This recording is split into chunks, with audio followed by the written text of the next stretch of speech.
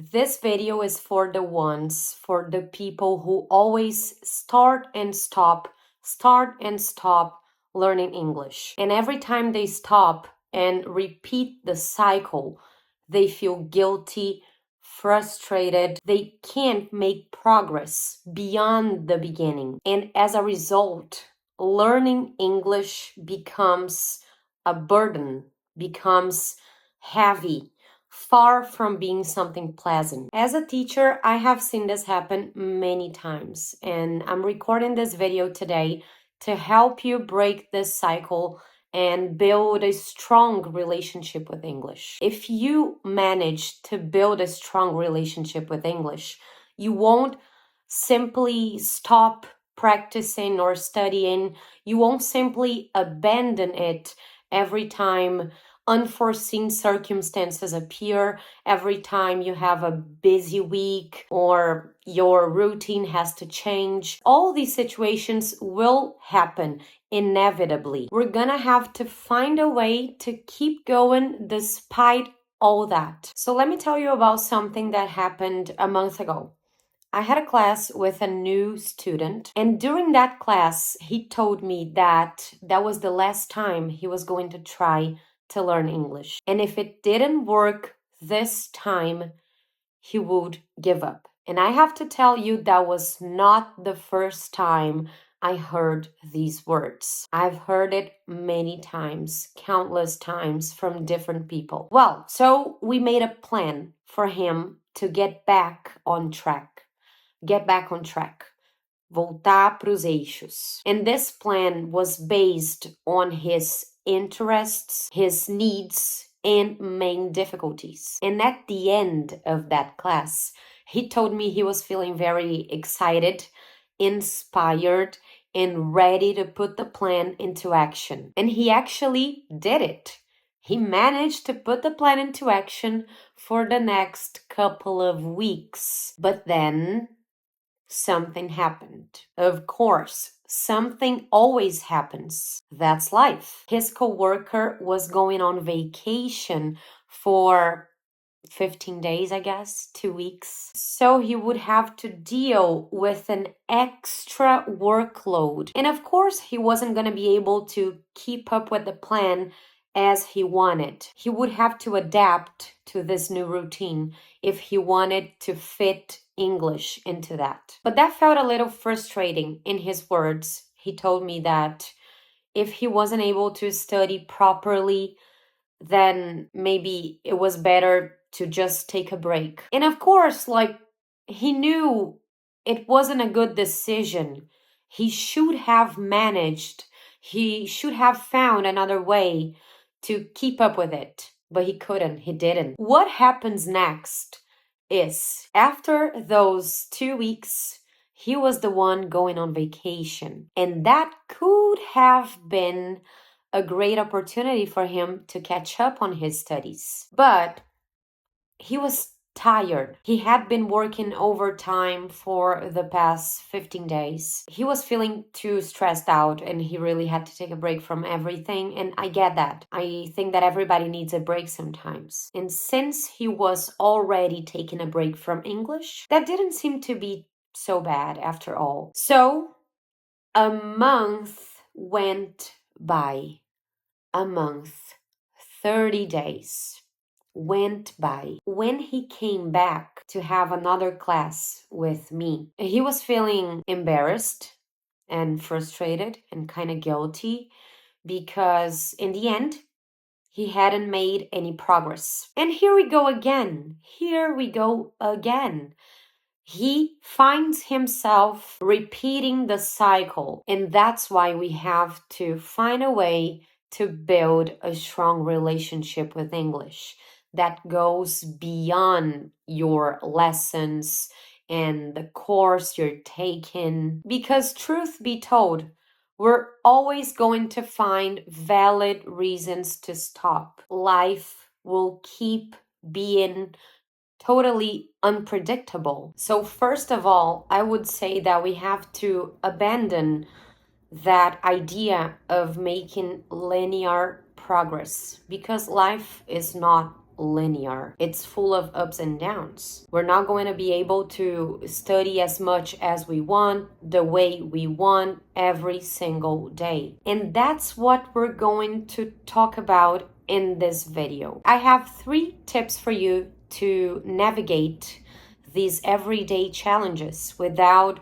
throwing in the towel, abandoning your English learning process. So let's get to it. Tip number 1, change the words study and learn to acquire and live the language.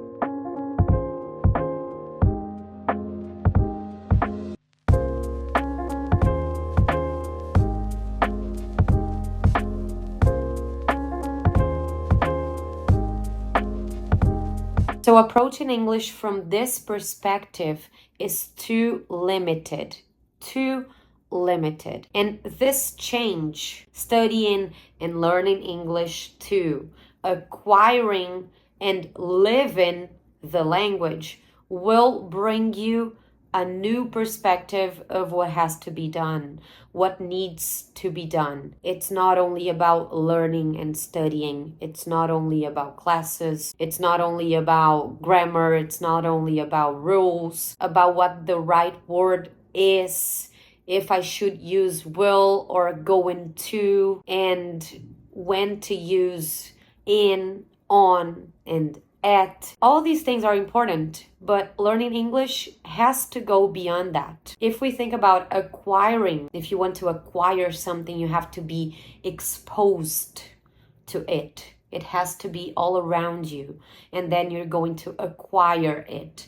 It's almost like absorbing it, embodying it. So it's not only about learning, being too rational about it. There are so many nuances. And if you expect everything to make sense, you're going to feel disappointed because many things don't make sense at all. That's what it is. I mean, a lot of things do make sense. They have an explanation. There is a logic behind them. But so many others don't. And that's something you have to be aware of. You're not going to learn it from a book. There are so many things you're not going to learn from a teacher. You're going to learn from being exposed to the language. We're not going anywhere if you're not consuming English, if you're not exposed to English. We're not going anywhere with grammar and rules. This is not going to take us anywhere. So the thing is, you have to start building a more flexible relationship with the language, flexible and enjoyable, so it doesn't feel studying is the only thing you have to do if you want to improve your English. So many people can't keep up with the process because of the way they build this relationship. Sometimes it's too rigid, too formal, too impersonal. They want to improve their English, they want to become fluent, but it seems like studying is the only way to get to that because they treat English as a school subject. It doesn't bring the language closer to you, to who you are as a person. So what needs to be done is simple. It's something simple, actually. You have to start spending more time with English in a casual way, in a casual and enjoyable way. So reading something that you're actually interested in, watching videos, things that you actually enjoy. And this could be literally anything. YouTube videos, live streams, interviews, blogs, vlogs, get ready with me kind of videos. I love those. And when you're watching those videos or reading those things, don't worry about learning all the time. Don't put so much pressure on yourself. The goal here is just to connect with the language. So we are using these videos and things that you are interested in as a bridge to connect you with the language. And here's something I want you to keep in mind. vocabulary doesn't always have to be useful. For example, if you like to learn about something very specific like machines or minerals or, I don't know, tools, very specific topics, you know you won't use this vocabulary on a daily basis, every day. But still, if you enjoy it, that's what matters. We are talking about building a strong and enjoyable relationship with the language. Don't worry too much about using all that vocabulary. Try to just acquire it and get used to it. Just see if maybe you can recognize some stuff. Since you already enjoy this topic, maybe some words are going to be familiar to you. And you are going to reap other benefits from it. You're going to improve your listening skills. And you're going to get used to intonation and rhythm, which are very important things. And if you want to expand your vocabulary, if you want to have more words to use in conversation, first, you have to have a source where these words will come from. And this source is not Google Translator or ChatGPT. You have to see what people are saying, what people are creating. So that's where you're going to get vocabulary from. You can get some words from Google Translator or ChatGPT sometimes, every now and then, but still you have to see what people are actually saying. You have to consume texts and videos made by people. And I'm not talking about English lessons.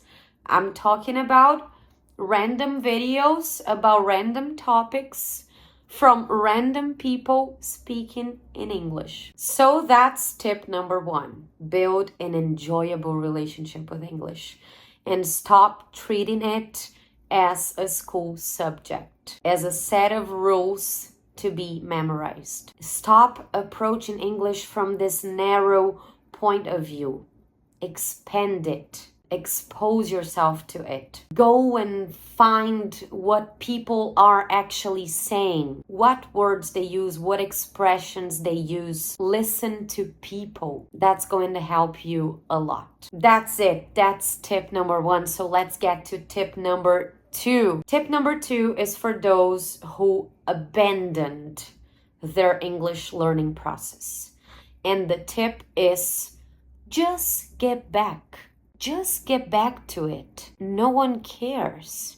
You don't owe anyone any kind of explanation. If you had to stop studying English for some reason, just get back to it and stop overthinking. Stop thinking about the time you wasted, the progress you lost. You had your reasons to stop, but now you want to get back. You're ready to get back. That's great. Now you see things differently, more clearly. You don't see things the same way you used to. So let's just get back. Simple as that. Let's go to tip number 3. This one is really important. Understand the nature of being a beginner and align your actions with it. When you are a beginner, you haven't built a strong foundation yet. So if you stop studying for 1 week, 2 weeks, a month, you tend to forget most of what you had learned before. So when you get back, it's gonna feel like you're starting from square one, which can be frustrating, exhausting, tedious, terrible. And that's exactly what's going to happen if you keep stopping before you build a strong foundation. That's the nature of being a beginner. In the beginning, it's so much easier to forget everything because you don't have enough English. So you just lose it. You lose it when you stop. That's one of the reasons I always say that the beginning is the hardest part of the journey. Being advanced is easy because you don't simply forget everything. You're going to face a lot of challenges. I do every single day. I have a lot to improve. I have so much room for improvement every single day. There are a lot of things I don't like about my English and I want to change. But well, I am fluent and there's no possible way I could forget everything and get back to square one. Only if I hit my head on the wall and lose my memory. I don't know what could possibly happen for me to just forget everything and get back to square one. And I really don't want to find out. I really don't want to know. I don't want to go through that. But, well, you know what I mean? I'm not getting back to square one. So, being advanced is easy, but being a beginner is not. Because everything is new. You don't know exactly what to do to actually make progress. You are finding things out along the way. It's a new habit you have to build. You have to make room and find time to fit English into your routine. And you don't know exactly what to do. Everything is new. It's fragile. It's fragile. That's what I mean.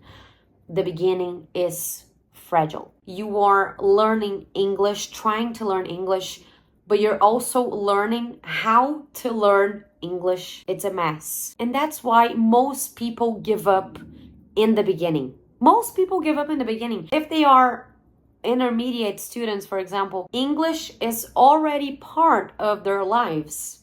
There's nothing to give up on. And if you have to stop for a moment, you're not going to lose everything. That's why being a beginner is hard, because it's a fragile moment and you have to be committed. So be aware that the beginning demands more effort from you.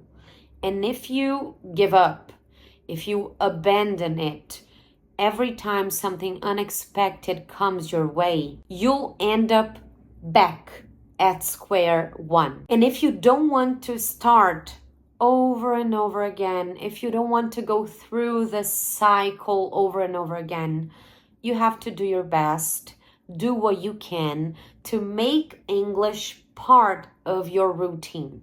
So this way, you won't depend on a perfect plan or a perfect routine to actually make progress. And don't lie to yourself. Keep in mind what the nature of being a beginner is, because this is going to remind you of the consequences of your actions. Don't be surprised if your English feels rusty and you have to get back to square one after a long time away from it. Your English will be a little rusty and you'll have to make more effort to remember things, but that's just part of it. Don't rush through the content just because you learned it in the past and now you just want to refresh your memory. That is one of the biggest mistakes people make when they are getting back to English. You have to make sure that this time you're going to build something solid and strong, a strong foundation. And you're not going to build anything strong if you just rush through it. So be realistic. Don't rush. Build that enjoyable relationship with the language so you won't simply abandon your studies, because studying is not the only thing you do to improve your English. Studying is just one thing. And you don't need to change your whole schedule to start studying 2 hours, 3 hours a day because you want to make up for the time you lost. You don't need to make drastic changes because this is going to be even harder to sustain in the long term. Não seja 8 ou 80. Try to be consistent this time. Be aware of the consequences of your actions if you decide to stop when you are a beginner, when you don't have a strong foundation yet. And that's how you're going to finally break the cycle. Expand your perspective on what needs to be done when it comes to learning English. I hope this video was helpful, and thank you so much for watching it till the end. And I'll see you next time. Bye. Take care.